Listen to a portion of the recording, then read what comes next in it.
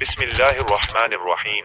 سوال میں پوچھا گیا ہے کہ سعید احمد فوت ہو گیا، اس کے جائیداد میں 40 مرلے پلاٹس ہیں، یہ ان کے شرعی ورثہ کے درمیان کیسے تقسیم ہوں گے؟ مرحوم کے شرعی ورثہ یہ ہیں: میت کا والدہ زندہ ہیں اور میت کا بیوہ، ایک بیٹا ایک بیٹی۔ تو آئیے اس مسئلہ کو حل کرتے ہیں اور ان 40 مرلوں میں سے ہر ایک کا حصہ نکال کر دیتے ہیں۔ یہاں ہم نے لکھ دیا میت، یہاں میت کے اوپر بائیں جانب ہم نے لکھ دیا کل جائیداد 40 مرلے، اوپر لکھ دیا میت کا نام سعید احمد، میت کے نیچے میت کے تمام شرعی ورثہ ترتیب سے ہم نے لکھ دیے۔ یہ ہو گیا بیوی، یہ ہو گیا والدہ، یہ ہو گیا بیٹا اور بیٹی۔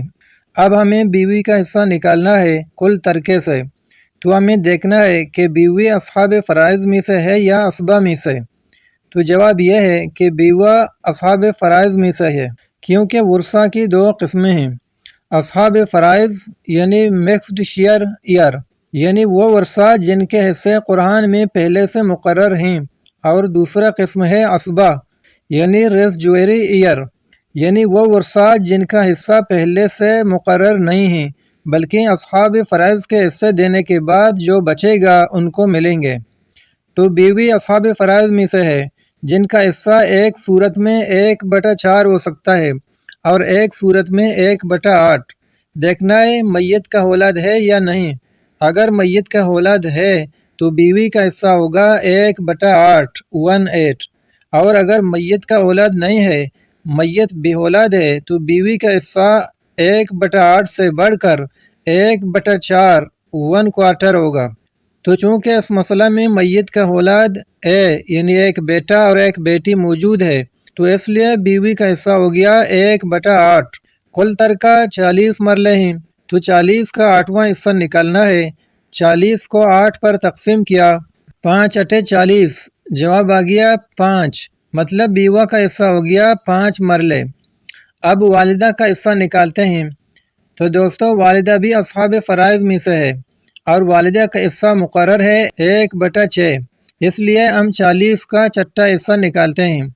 40 کو ہم نے 6 سے تقسیم کیا، جواب آ گیا 6.67۔ تو والدہ کو 40 مرلے میں سے ملے گا 6 مرلے پورے اور 7ویں مرلے کا آدھے سے تھوڑا زیادہ حصہ، یعنی بیوہ کا حصہ ہو گیا 6.67۔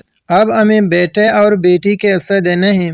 بیٹا اسبہ ہے اور یہ شریعت کا قانون ہے کہ جب بھی میت کے بیٹے ہوں تو وہ بیٹیوں کو بھی اپنے ساتھ اسبہ بنائیں گے، لہٰذا اب بیٹا بیٹی دونوں اسبہ ہیں، اور اسبہ کے بارے میں نے بتا دیا کہ ان کو بچے ہوئے ترکہ ملیں گے، تو اس لیے ہم نے بیوہ اور والدہ کا حصوں کو جمع کیا، یہ ہو گئے 11.67 مرلے۔